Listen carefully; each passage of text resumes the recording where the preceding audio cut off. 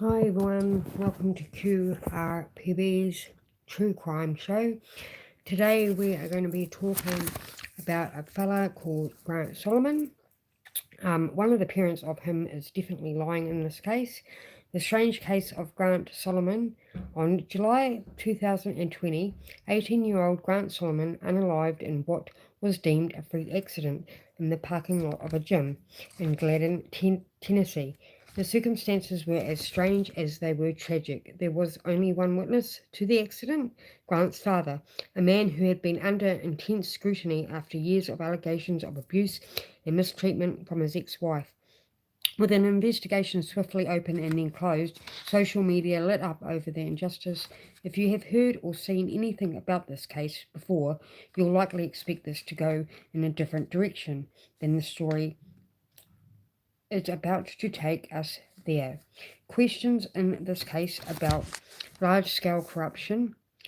Most shocking is the implication that many people have turned a blind eye to horrific allegations from a child, accusations of attempted unaliving and possibly the unaliving of an 18-year-old boy. There are two different sides to this story, so I'm just going to play you a quick video. Oh, hold on.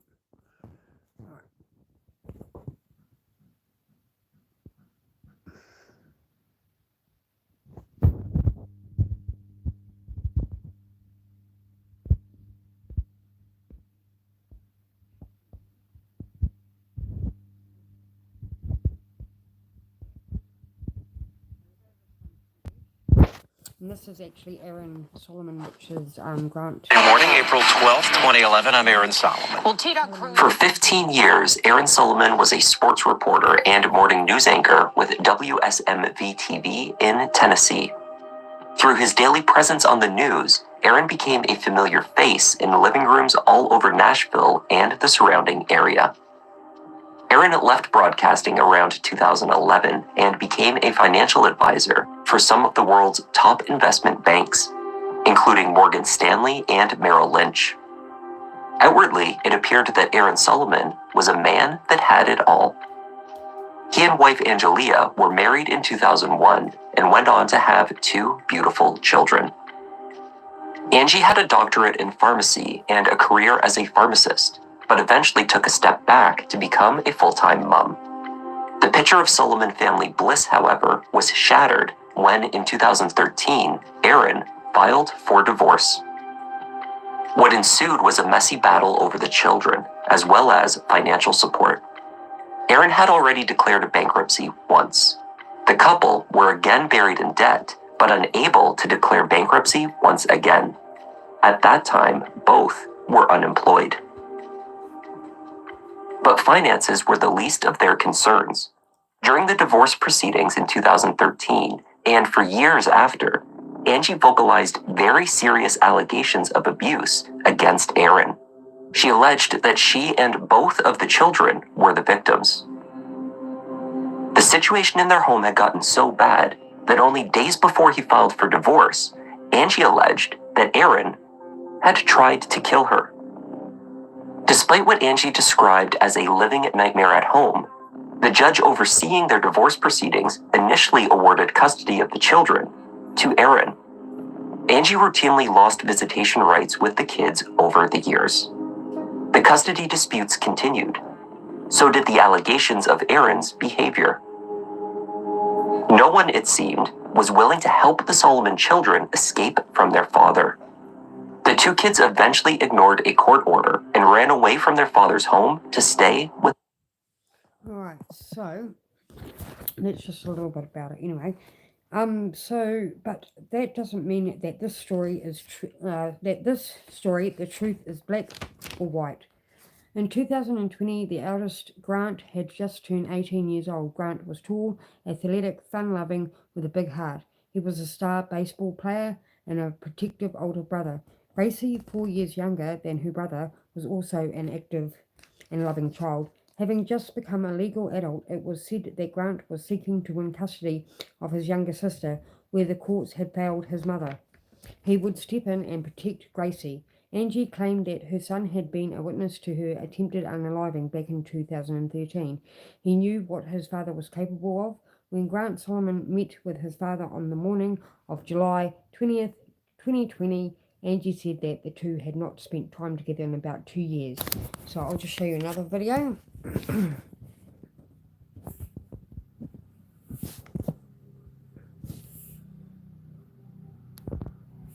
Sorry about that, guys. Where are we? So this is Aaron Solomon on a call to 911. So yeah, I'm on with 911 right now. Oh my God. Was your son working on it? No, he was just getting out of it. We're on an incline, and I guess he didn't have it in park or something, or it wasn't engaged, or oh my God. Oh my God, I can't believe still not responding? No. And he's still under truck. No one can get out from under it? No. Can you check and see if he's breathing? Somebody's telling me that he's coming to. Okay. Maybe. Now, when he wakes up, he might be scared. Then somebody get down there and talk to him.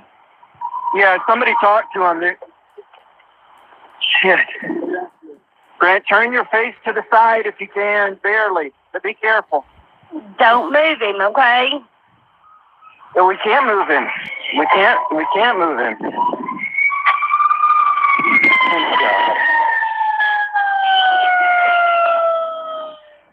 When emergency services arrived, So,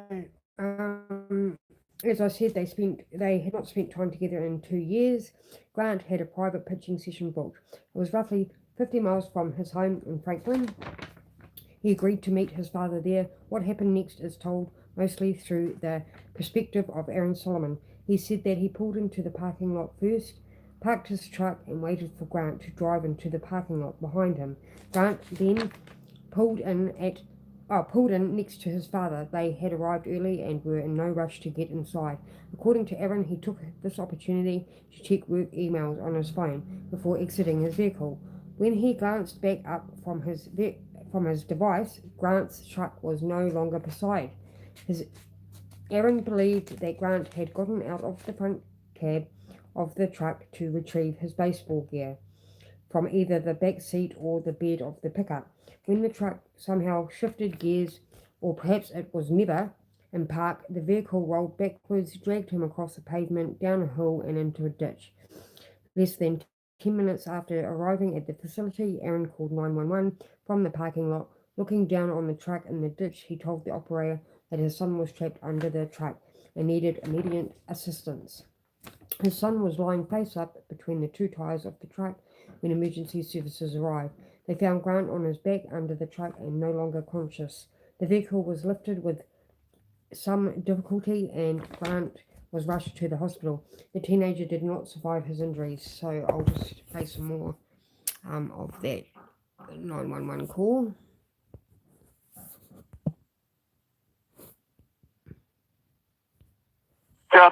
Yeah. Yeah, I'm on with 911 right now. Oh my God. Was your son working on it? No, he was just getting out of it. We're on an incline, and I guess he didn't have it in park or something, or it wasn't engaged, or oh my God. Oh my God, I can't believe still not responding? No. And he's still under truck. No one can get out from under it? No. Can you check and see if he's breathing? Somebody's telling me that he's coming to. Okay. Maybe. Now, when he wakes up, he might be scared. Then somebody get down there and talk to him. Yeah, somebody talk to him. Shit. Grant, turn your face to the side if you can, barely, but be careful. Don't move him, okay? No, we can't move him. We can't move him.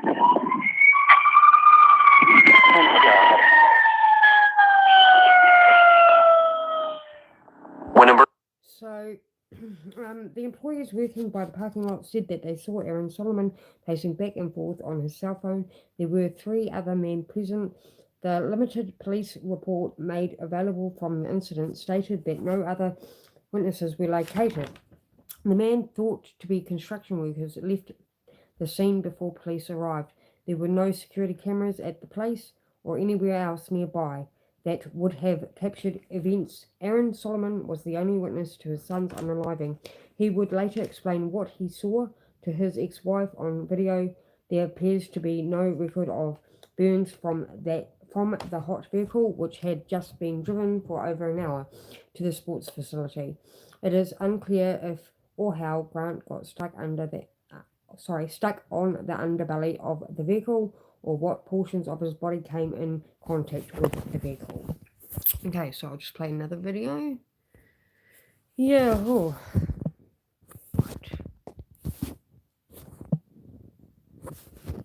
So this is the father explaining exactly what went down that day. With air conditioner on, so I can't hear if his is on or off. But so I look down, then I look back up, and I see him because we were early. I mean, we had like plenty of time, so there was no rush. We had our time. So the last I see is him, literally, like right here, closing this, about to open this. And I'm thinking, oh, he's just going to get his gear, and I'm going to check this email to make sure it's not important, and then I'm going to get out, and we're going to go in. Did he have his ball cap on then and everything? Yeah. I'm not thinking worst case scenario at the very beginning. At first, when I got out of my car, thinking, oh my gosh, and I look around the parking lot and I don't see him, I start coming down this hill, and first I'm looking through the windshield to see if he had hopped back in by chance, because I don't see him standing up out here.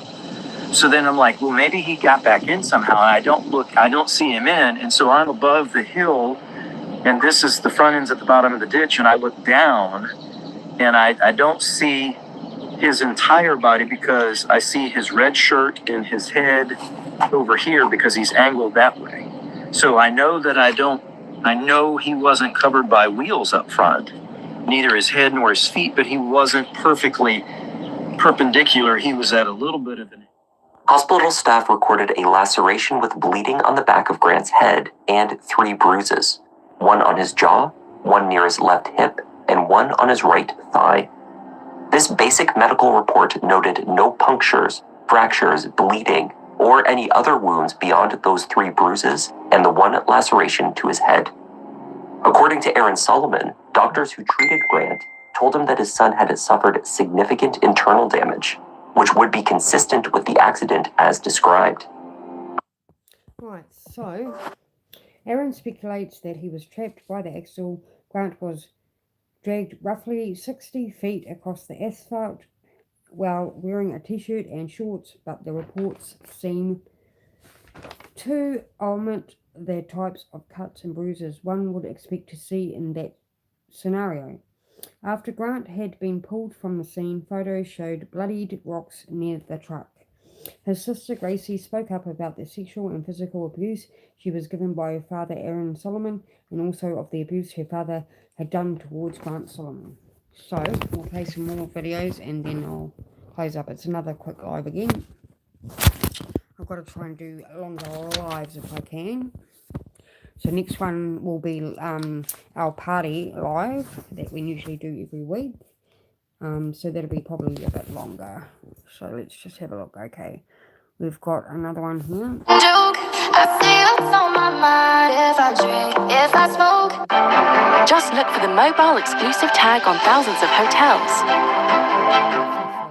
What happened to Grant Solomon? Questions and controversy continue to surround the Tennessee teenager's death, which some claim was the result of murder and not an accident like authorities and his father believe. Grant Solomon, a high school senior and star baseball player at Grace Christian Academy in Franklin, had just turned 18 when he died on July 20th, 2020. An investigation determined that Grant was killed after he was struck by his own car while in the parking lot of a baseball training camp in Gallatin. Grant's father, former Nashville radio and television personality Aaron Solomon, was the sole witness of his death. The medical examiner's report shows Grant suffered blunt force trauma to his head as well as bruises, But this reportedly does not match Aaron's narrative that he was dragged across a parking lot into a rocky ditch. In November 2021, protesters who insisted foul play was involved in Grant's death gathered at the state capitol in Nashville and urged the Gallatin Police Department to reinvestigate the case. The teenager's sister, Gracie Solomon, and his mother, Angie Solomon, have alleged the sibling's father, Aaron, was somehow involved in the deadly incident and claimed there are inconsistencies in the official police report. Gracie, now 16, has also claimed that she was abused by her father. In a YouTube video posted in May 2021, she called Aaron a, quote, rapist, a molester, a liar, and a killer. Gracie also alleged her brother feared their father and his, quote, terrifying behavior and said she strongly believes he killed Grant. Aaron Solomon has not been charged in connection with his son's death or the alleged abuse of his daughter, and he adamantly denies any wrongdoing. In a lawsuit filed in March 2022 against his ex-wife, Angie Solomon, Aaron claimed the allegations were part of a smear campaign recklessly carried out on social media. Now, a Change.org petition directed at the Gallatin Police Department, the Sumner County Sheriff's Office, the Tennessee Bureau of Investigations, and the District Attorney's Office has garnered over 20,000 signatures supporting the demand for a new investigation into the case. The petition states, the only witness was his father, Aaron, who says that Grant was run over by his own car in a freak accident. Nothing about this narrative makes sense. No real investigation was ever completed. Grant and his father had a rocky relationship and he had alleged abuse in the past, the petition claims, noting the clothing and shoes the teenager was wearing when he died did not have a scratch on them. It's hard to imagine a father could do this, but all we ask for is a fair, thorough, and unbiased investigation, the petitioners argue. The petition concludes, there is more than enough cause for an investigation. That's all we are asking with this petition. If Mr. Solomon had nothing to do with the alleged accident, he should welcome the investigation. Okay. And I think I've got a couple more to go. Back.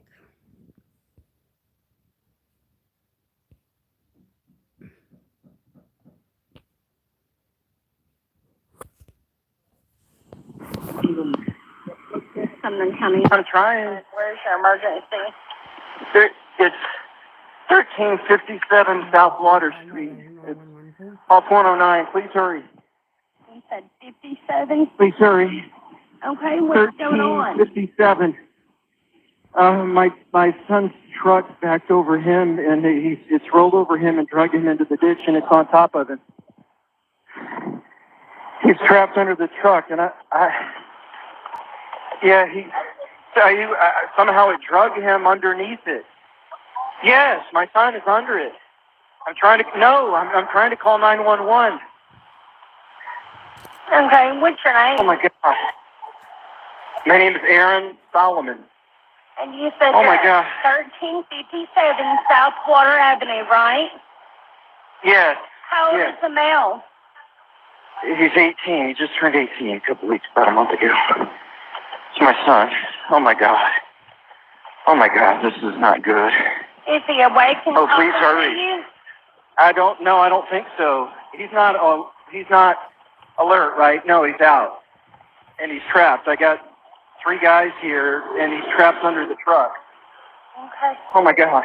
I understand, sir. Stay on the phone with me while we get somebody out there. What's your name? Aaron Solomon. All right, Aaron. Huh? What kind of vehicle is it? It's a Toyota Tacoma, and the vehicle he's underneath the vehicle. Okay, I've got that. And it's... Okay, I've got that. What color is it? It's a white truck. That's my son. It's somehow backed up. Yeah. Yeah, I'm on with 911 right now. Oh my God. Oh my God. Oh my God. Was your son working on it? No, he was just getting out of it. It's the hill. We're on an incline, and I guess he didn't have it in park or something, or it wasn't engaged, or. So I'll stop it there. We don't need to hear it over and over and over and over. I think. I don't know. Okay, so that's pretty much it from what I can see of what I got about that case. So I will see you guys tomorrow. No, sorry, not tomorrow. Probably the next day after. So it will be your Thursday, my Friday, all right?